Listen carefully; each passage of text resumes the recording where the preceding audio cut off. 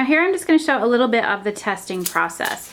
So this right here was my original tracing of the foil and comparison against the other sloper for placement of things like the darts and the notches. And I have that lined out. I have my original bodice front and back and my sleeve, and then I went ahead and traced these on another piece of paper to cut them out so that I could make marks on those pieces separately, so that if I needed to make changes I could compare back to what I had originally started with. So that's a nice part of this tracing paper.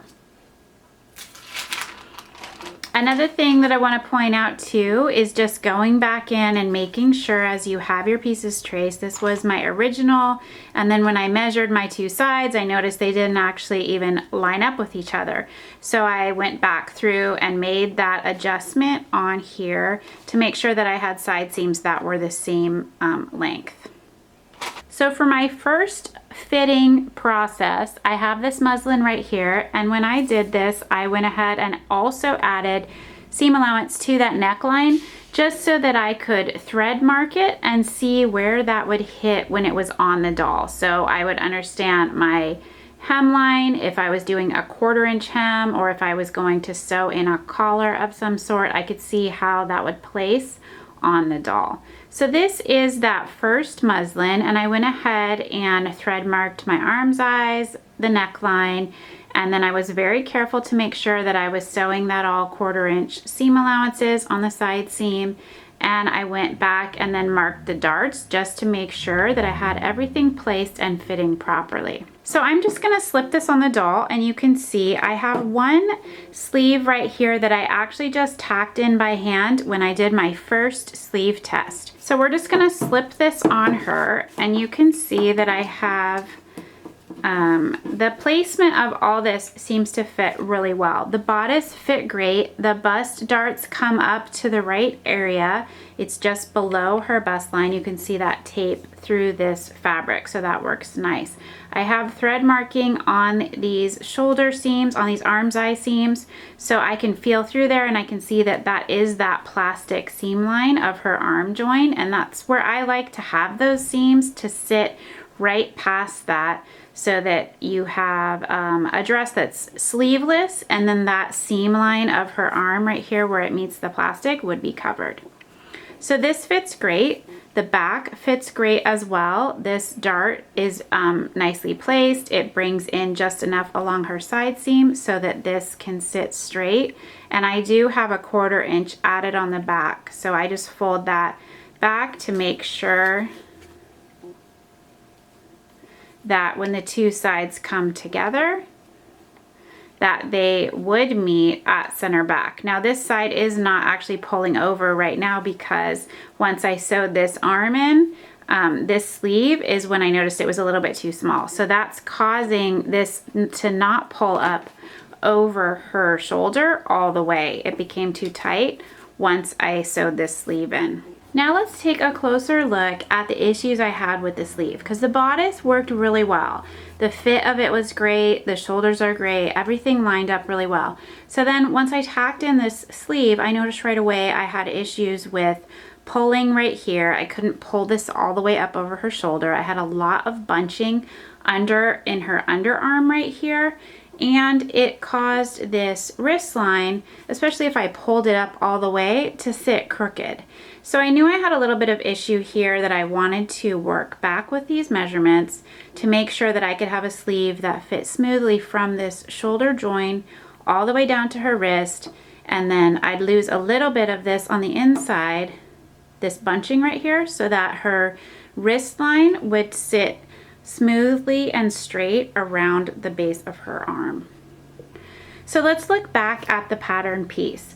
So this was my original, and then this right here, you can see how I've made these adjustments. I went through and I measured about a 1/4 of an inch more to the top, and then I tapered that down to the sides so that I extended this width across here a tiny bit. So I had a little bit more space on the span around her arm and a little bit more rise on the cap.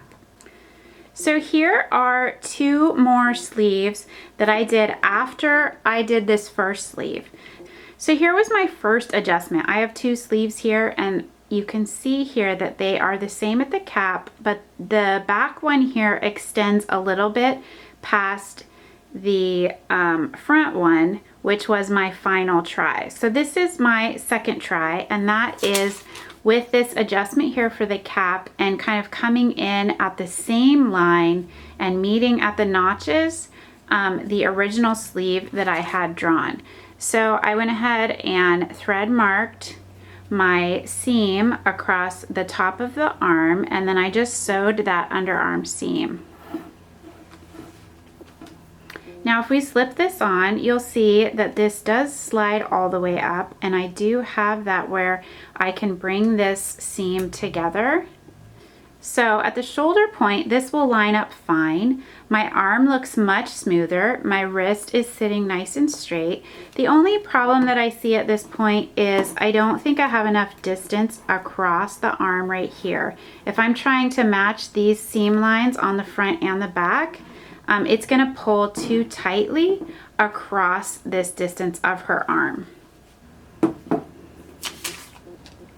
So if you're looking at this pattern piece, you can see I have a few different kind of scratched out lines on here on the side. So my cap is still gonna be this high. I've just extended on the side a little bit where the notches are. That is where that measurement needed to be. I've added about 1/8 of an inch here and about 1/4 of an inch at the top. And then I just tapered that down to my underarm edges and side seams of my sleeve.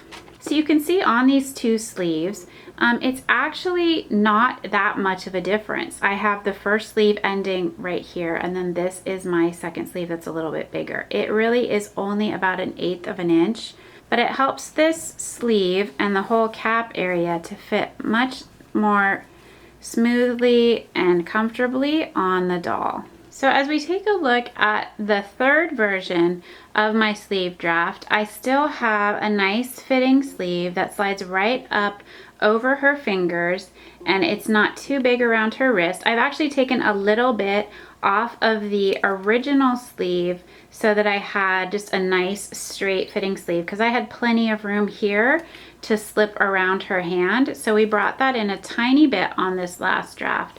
And then that biggest difference is right up here at the top of her arm. So now I know that I can have them come around both sides, and it's not tugging. It still fits pretty tightly. So any sleeve drafting adjustments, we'll really just need to make sure that we're adding the proper seam allowance and really just fitting that to the design that we're planning. But now I have a sleeve and a bodice that I'm happy with, so we're gonna move on to the bottom half of her body. Now the skirt sloper is probably the easiest thing to create for any doll. All you really need to do is measure from your waistline, and I'm using the top edge here so that my bottom half and top half will line up. So I have my waistline seam, and I'm doing this to the top of her knees. So we have 4 1/4 inches is the skirt sloper height. And then I'm just gonna need to know the difference between her waist from side to side, which is about 3 inches, and her hips from side to side, as to how to add a dart or how to bring that seam line up in to mirror the curve of her body. But for the base of the skirt sloper, it's just cut straight. You'll use that sloper then to create a variety of different styles of skirt. So if you were gonna make a pencil skirt, you would bring it in. If you were gonna flare your skirt, it would veer out. So you have a variety of ways to use that, but the sloper is designed to just be a straight sloper skirt line. So I'm just gonna come over here, and then I would begin that process by drawing my lines, and I have 4 1/4 inches is from the top of the skirt down to that hemline edge. And then if I take that 3 inches, I'm gonna come across here, and I have 1 1/2 inches from the center front to the side, because this is half. This center front line is a fold line. And then we're gonna look for that fullest part of her hip measurement, which on this doll is about 1 3/4 inch down from the top of that waistline measurement marking that I have. So if I come down on the side, I'm looking right about here, and I have this being the fullest part of her hips. So I just want to make sure that if this is coming out, it is half the measurement of the distance around her hips right here that I'm then transferring here. And then at that point, the base of the skirt line is going to keep that same distance, but from here up to the waistline, we're just going to make a gentle curve in towards her waistline on the front. On the back, you're going to go through that same process, except you're going to make an adjustment to insert a dart. You'll have a slight curve on the side, but you'll have space to have that dart line, which makes the pattern manipulation easier moving forward. So you could, in essence, create a skirt back that had a very severe side seam, this distance right here of a 1/4 inch. This could come a 1/4 of an inch more and curve in, and you have no back dart, but it's just preference. This lines up and fits better with the instruction throughout the whole Pattern Academy course. So we have a dart in our skirt back right at the center. So I've gone ahead and made a very rough fitting skirt sloper piece out of this fabric, which you can see through. It has black stitching, so you can see exactly what I've done. But it hits the top of my tape line. It's sitting right at the top edge of her knees. I have side seams that line up with the side of the doll's body, and then on the back I've added seam allowance at center back so that I could sew this, and then you'll see how that would line up if the skirt had that closure right there. So the pants sloper is probably the most challenging of all the parts to draft. This does take a little bit more thought and measurement than just using that silver method. The silver method is a great start, and I'll kind of show you how to use that as a guide, but you can also use other slopers that you are going to look at comparing something that you know is a close fit and tweak those measurements and expand an existing sloper or reduce an existing sloper with measurements, which will work. You can also begin with a basic pattern piece like a legging. If that's already published by anybody anywhere, you can take a legging and use that line to draft a sloper as well. So here we have the basic foil pressed around her body. And the most important part that I'm really trying to figure out is this seam line and her crotch rise. So on the Welly Wisher, it's a little bit hard to get this to fit right. She has kind of an interesting body, I guess I would say.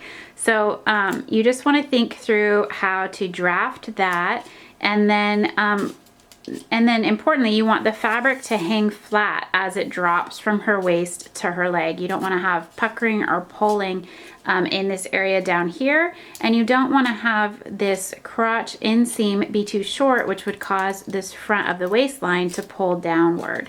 So we're looking at that. We have this foil shaped, and then I would go ahead and mark with a pen my center inseam, and then we'll lay that down, and you can see how that compares and how we have measurements. So here is what I have with my initial foil cutout. So the most important part that I'm trying to figure out right now is just this inseam of her crotch and where it's going to hit up at the waist and how wide her hips are. And then just the general measurement of her leg. The length of this piece I can adjust later. The foil that I was working with was a little bit shorter than her actual inseam, so that's why this is shorter down at the bottom. But as I line this up right here, I can see how I would initially trace out my piece. And then I will go in and check my measurements. So I have a few markings on here. I went and measured the doll, and I have her center front crotch inseam that I'm pulling up to the top here, where I want 2 7/8, so that I have that rise coming all the way up to my waistline marking. So on this curve right here, I'll just go around and I'm gonna measure the marking that I had. Now my original marking on here, which will show this process that I went through, I had a measurement of 2 3/4 inches. So this was my first draft, and I went through and I measured that way, and I had my back that I went through the same sort of measurements, making an adjustment for my center back dart and the rise of the back. And then I went ahead and added seam allowance to both pieces. And then I went ahead and sewed my first mock-up out of this very lightweight fabric. So I went through and did that, and I sewed my darts here as well on the back just to really test every part of the piece that I had drawn. So let's slip this on the doll and you can see how that first one fits. So if I have this pulled down so that my inseam is laying flat and my ankle area is at the right point, you can see that I have some pulling right here. So that is bringing my waistline down because my crotch inseam at the center point down in the bottom is too short. So I could either extend my piece up here, but on my pattern piece that wouldn't look right because then I would have my center front coming up higher at the waistline. So we need to make that adjustment down here, and I'm just going to extend this distance, which is about 1/4 inch. So if I want to have this up, as I pull that up, you can actually see that the difference in the fabric. It will lay flatter if this is sitting in the right position. Now for the back part, the fit was pretty good. So I have the side seams line up nicely, the back of the leg lines up nicely, and if that front is being pulled down, then my back rise is good. I have that 1/4 inch seam allowance right there, and it all lines up and fits very nicely with the back of her leg. So I'm just going to show you the difference that I did on these two pieces. So this is my original draft with seam allowance added, and then this is the extended piece. So I'm just going to put this on top, and I'm lining up my seam lines, which is how the sloper is drawn. Remember, this has added seam allowance. But you can see right down in here that this does extend out. So I've added just a little bit at the point of this seam and then tapered it in so that it lines up with the existing inseam of the leg. And then you can see on my second draft of my muslin, as we pull these ones on, that I no longer have that pulling in the crotch, and the legs then lay nice and smooth, and we've made that adjustment. So then we can go ahead and move forward with the sloper adjustments that we've made, and then I would transfer those to my final drawing. So here you can see is my final drawing, and I'm laying that on top of my first drawing, and you can see that I've brought this crotch seam down and in just a little bit more, but the rest of the leg was lined up the same. And then for the back, we have that same pant back as we originally drafted. And then just a few more notes about drafting your pant sloper and checking your measurements. So again, we've gone through and we've measured that rise, and you would do the same thing from the back, and you'd have this all on your measurements sheet where you could measure the back rise and the front rise. And then you want to go through and just make sure that your inseams are lined up. And then the parts of the measurements, that some of these would not just be simply cut in half. Sometimes on the body, like the side seam will come down, and that front piece from the inseam to the side seam is actually smaller than what's going across the back of the leg. So just keep that in mind as you are drafting your pieces and how you want the seam lines to lay. It could be either larger in the front, smaller in the back, or larger in the back, smaller in the front, depending on how that piece is going to need to lay on the doll's body.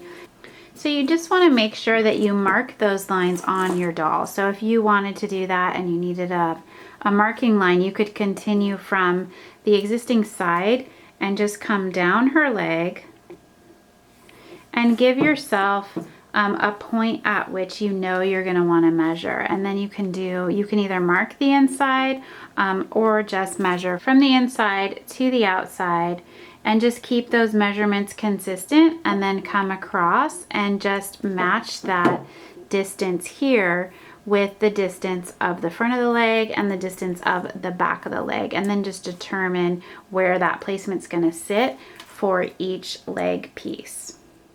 All right, well, thanks for following along with me during this process. I hope that watching me go through the method and process involved in creating the sloper for Wellie Wishers, that it's kind of just helped you to feel confident in the process and understanding the method in which you can create a sloper for another doll that you might want to draft patterns for. And good luck with all of your pattern drafting projects in the future. Be sure to share them with us on the Pixie Fair Facebook page.